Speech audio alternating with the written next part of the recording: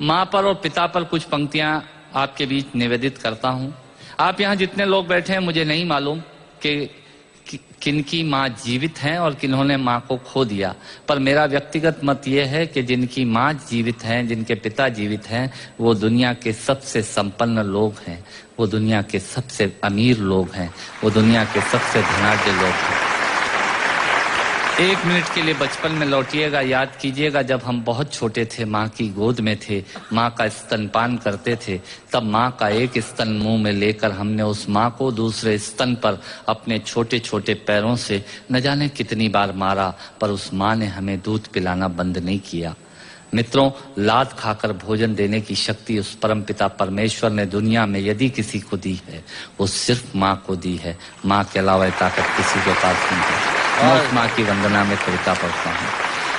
याद कीजिएगा उन दिनों में जब हम चौके में रसोई में बैठकर खाना खाया करते थे और माँ खाना बनाती थी, उस वक्त थाली पर बैठकर हमने जब भी इधर उधर देखा, वो माँ समझ गई और उसने नमक का डब्बा हमारी तरफ सरका दिया। हमारे बिना बोले को समझने वाली वो माँ, जब हम उसे खो देते हैं, वो माँ हमें बहुत याद आती है। वो माँ जो हमारे परीक्षा देते जाते वक्त दही की कटोरी लेकर शगुन बनकर आकर खड़ी हो जाती थी, उसे हम खो देते हैं। वो माँ हमें बहुत याद आती है। रमेश सोज की 4 पंक्तियां माननीय नेताजी यहाँ बैठे हैं, मैं पढ़ता हूँ। मुझे अच्छी लगती है कि बहुत रोते हैं लेकिन दामन हमारा नम नहीं होता, इन आंखों के बरसने का कोई मौसम नहीं होता, मैं अपने दुश्मनों के बीच भी महफूज रहता हूँ, मेरी माँ की दुआओं का खजाना कम नहीं।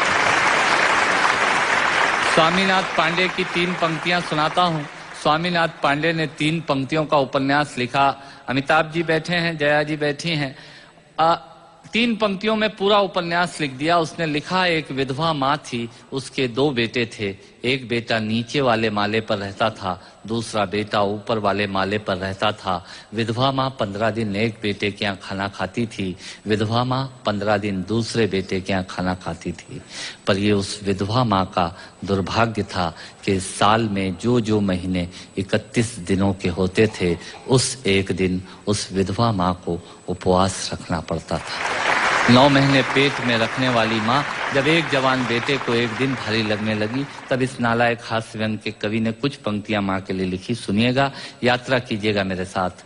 माँ संवेदना है, भावना है, एहसास है। माँ संवेदना है, भावना है, एहसास है। माँ जीवन के फूलों में खुशबू का वास है। माँ रोते हुए बच्चे का खुशनुमा पलना है। माँ मरुथल में नदी या मीठा सा झरना है। माँ मरुथल में नदी या मीठा सा झरना है। माँ लोरी है, गीत है, प्यारी सी थाप है। माँ पूजा की थाली है, मंत्रों का जाप है। माँ आंखों का सिसकता हुआ किनारा है। माँ गालों पर पप्पी है, ममता की धारा है। माँ झुलसते दिनों में कोयल की बोली है। माँ मेहंदी है, कुमकुम है, सिंदूर है, रोली है। माँ कलम है, दवात है, स्याही है। माँ परमात्मा की स्वयं एक गवाही है। माँ त्याग है, तपस्या है, सेवा है।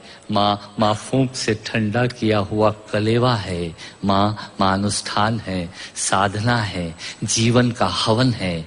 माँ जिंदगी के मोहल्ले में आत्मा का भवन है। माँ चूड़ी वाले हाथों के मजबूत कंधों का नाम है।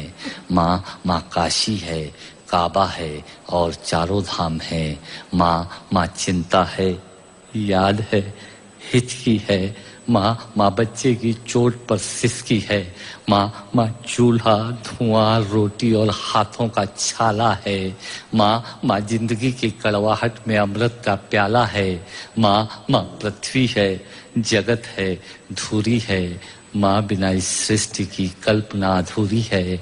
तो माँ की ये कथा अनादि है, ये अध्याय नहीं है, और माँ का जीवन में कोई पर्याय नहीं, और माँ का जीवन में कोई पर्याय नहीं है। तो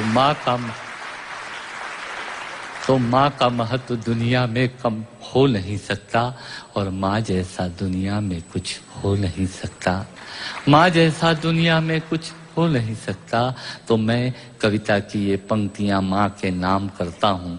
मैं दुनिया की सब माताओं को प्रणाम करता हूँ।